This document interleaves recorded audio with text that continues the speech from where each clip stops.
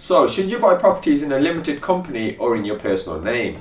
Now, this is the second most popular question people ask me over on Instagram. And in case you're wondering why is this even a question, well, it's kind of down to Section 24, which was introduced in April 2017 and being phased in over 4 years. It is now in full effect, and it's going to affect quite a few of us. So, very quickly, while you all smash the hell out of that like button, Section 24 essentially meant that we would no longer be able to claim mortgage interest or any other property finance as tax deductible. But more on that in a moment, because for the remainder of today's video, we're going to run through a limited company versus a personal name and look at the pros and cons around it. And yes, my friends, the short answer and a spoiler alert is the answer is not a one size fits all. It will essentially depend upon your own personal circumstances, but to help you at least figure out or give you some useful information to consider, I'm still going to drop some knowledge bombs in this video. And the reason I mention this is because not only is it true that it's specific to each individual, but even if you sit there and you watch every single YouTube video on this topic, you're still going to need to speak to a tax advisor. And how do I know this? Well, I know this from personal experience, because the first question a broker is going to ask you is, have you spoken to a tax advisor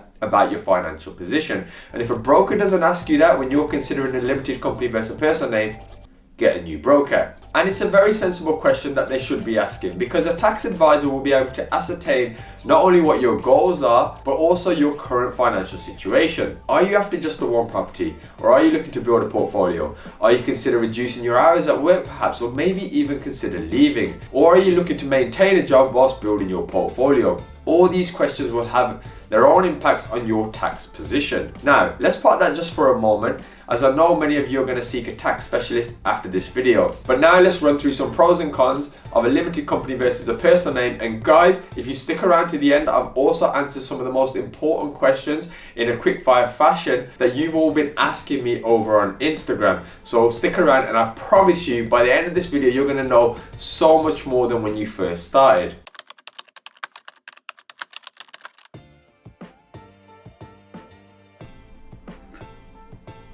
Tea's gonna get cold. Now, it could be argued when it comes to cost, a personal name is more advantageous, depending of course on your situation, because one thing you will see straight away is the difference in the rates. Yes, I know limited company mortgages are becoming cheaper as lenders are coming to the market now, so it's slightly more competitive, but it will rarely be as competitive as those in a personal name, at least for the foreseeable future. Now, if fees being slightly more isn't enough, you may also recognize higher overall costs in relation to solicitors charging more to transact a property purchase in a limited company, and even the actual lenders themselves charging slightly more for their product fees.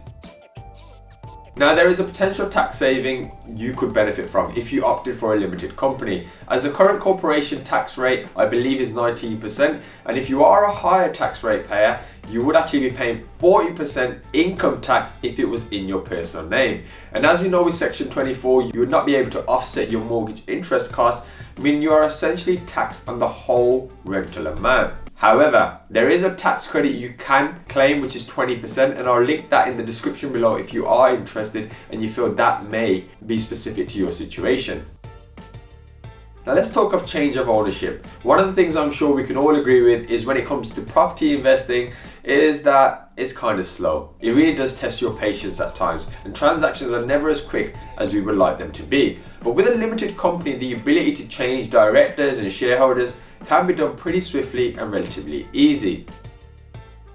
Now, in a limited company, in my experience, due to the nature of the products available, and by the way guys, when I say products, I basically mean mortgages, there is less favorable options I've found. Now, this could just be a specific experience I've incurred. For example, I was able to get one of my properties in my personal name on a 5-year fix with Godiva Mortgages, having moved on from Birmingham Midshires with no early repayment charges, which for 5 years is fantastic. So the reason I like this is because if I ever needed to refinance, sell, or change lenders, for example, I'd have peace of mind that I wouldn't be hit with crazy charges. And I've yet to find something as appealing as that in my limited company purchases. But remember, lenders are consistently changing, and I'm confident in the future, or even today as I'm writing this video, limited company products will start adapting and offering similar products. Now, limited liability is something we should talk about. Now, should you opt to buy a buy-to-let in a limited company, it is technically a separate legal entity away from your personal affairs, meaning that you aren't personally liable for any losses that may occur. And this is why many property investors often open different limited companies for different purchases with different people, groups, or joint ventures to ensure they take advantage of limited liability. Now, responsibilities are present for all landlords. You must all adhere to them, regardless of how and where you purchase that particular property. But with a limited company, you are responsible to prepare accounts and submit company tax and corporation taxes to HMRC every single year. And for some of you, especially if you're like myself, you may need to hire an accountant to help you with these. And again, that is rarely going to ever be free. It's going to cost us some money.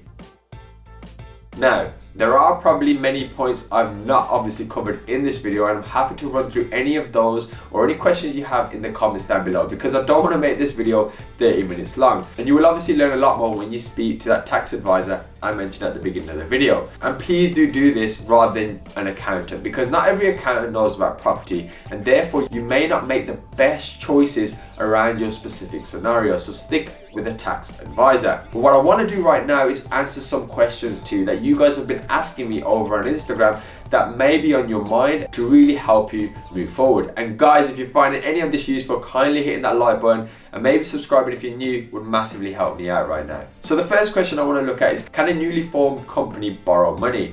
Yes. It almost sounds crazy to think, but yes, you have the limited liability somewhat detaching you from personal affairs, but you are still looked at as an individual when banks choose to lend you money for that particular property. So you will still want to ensure that your credit score is okay with no hidden nasties or CCJs, for example, and you want to make sure that you don't look like a high risk to lenders for them to potentially refuse you a mortgage. But yes, you can definitely do it. And the second one is, do I have to pay stamp duty on limited company purchases? Your limited company must pay stamp duty, land tax, and the 3% second home surcharge. The next question was, can I transfer my property from my personal name to a limited company?